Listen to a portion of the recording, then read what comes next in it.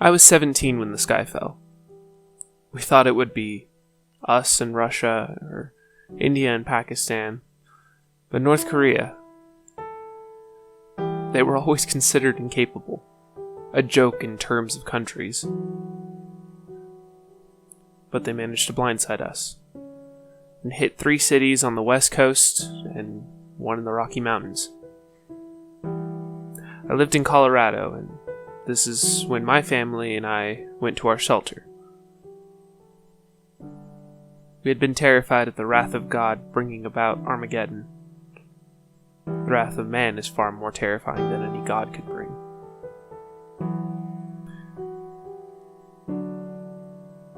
We had spent 8 months in the shelter.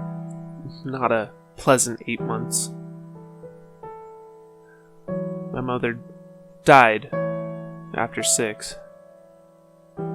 It was some sort of illness. We did everything we could, but it wasn't enough. And my father couldn't handle the loss. After a week of her death, he decided that he was going to bury her.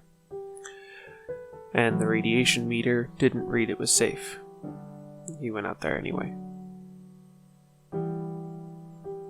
And then he shot himself. My parents had just left me with my dog, Teddy. My father had abandoned me, believing me to be strong. I wasn't ready. But I did my best to get through each day. I wanted to give up. I wanted to so badly. I managed to move on. The need to survive was stronger than the need to be free of pain. But surviving wasn't easy.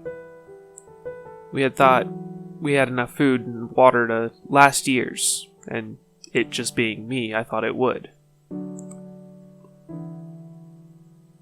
But even with rationing out as little as I could, Teddy and I only had enough food to last for a year. As I ate the last can of peas, I realized that I was going to have to leave the bunker. After 3 days, I looked at the radiation meter. The levels were surprisingly safe. I looked around the bunker. I needed to find supplies, so I grabbed some clothes, a bit of water, some books if I'm out there for a long time. I looked at the leash and decided against it. It's not like any leash laws will be enforced at this time. Looked around for anything else. That's when I found a rifle. I didn't know we had a rifle. I knew about the pistol, but the rifle was new. I found some ammo for it, about 100 rounds. Grabbed the rifle and the ammo, and just before I left, I grabbed a handheld radiation meter. 18 years old, no idea what I was going to find. My mind began to imagine what the world looked like. I imagined the game Fallout. Mutated beasts, crazy raiders, and other terrifying things. My stomach growled, and I looked at Teddy. His ribs were showing. I patted his head. "Come on, boy. Let's go get some food." And I opened the vault door. I was greeted with bright light, and then a cold breeze.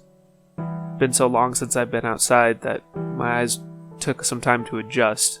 It was colder than anything I'd felt before. I looked at Teddy's legs. He was moving them quickly, trying not to touch the ground. I looked in my pack and I found 2 pairs of socks. I put them on his paws. He licked my face, showing his appreciation. I was glad I had prepared for cold weather, so over my hoodie I put on my heavy coat.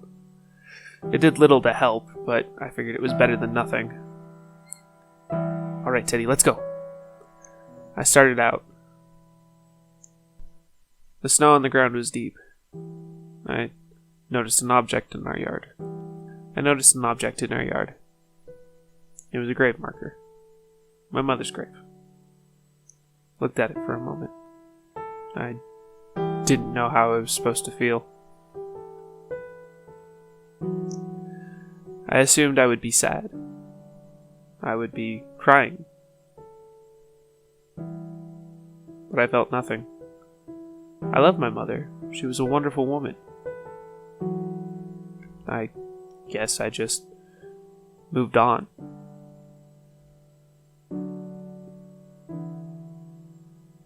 Saw an odd lump in the snow. I dug around it for a bit and found a skeletal hand. I jumped back at first, and then I realized that it was probably my father. In his hand, I found the shovel. I gently picked it up and slid it into my pack straps. And then I remembered the pistol.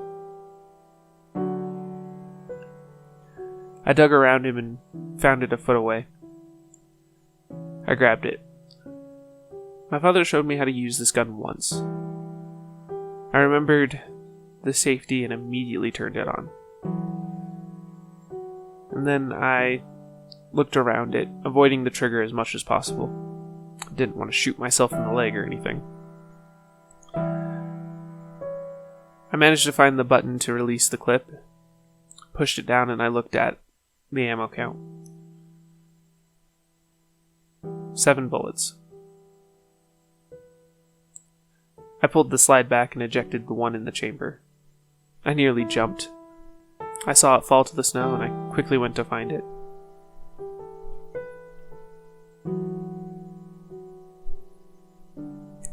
Then, before reloading it, I took some time to clean the barrel. It had been out here for months. And I remember Dad telling me how a clean gun is a safe gun. It was strange seeing my father and my mother like this. I honestly wasn't sure how I was supposed to feel.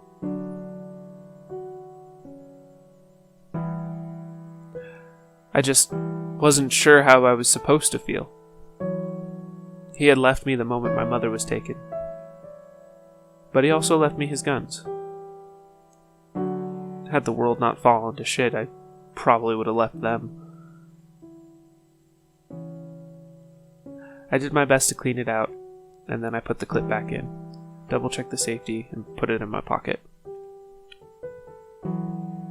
I was ready. Well, as ready as I could possibly be. I turned and headed out to explore this new world.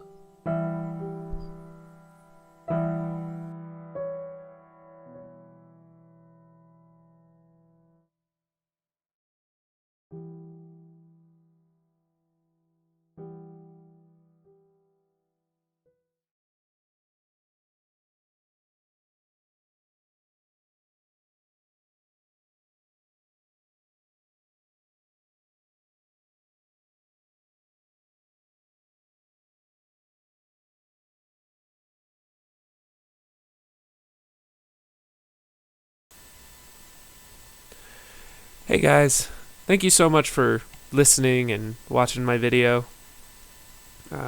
This one isn't my best work, but you can't expect them all to be perfect. I may or may not continue with this series. The story was just starting to get really, really long. And if you've made it to this part in the video, you should definitely think about watching some of my other videos, especially my last one. I write all of my own stories, just 1 to help avoid copyright, and 2 so I can improve my writing skills. So if you want to hear more, hit like and subscribe, and I'll see you guys next week with a new story.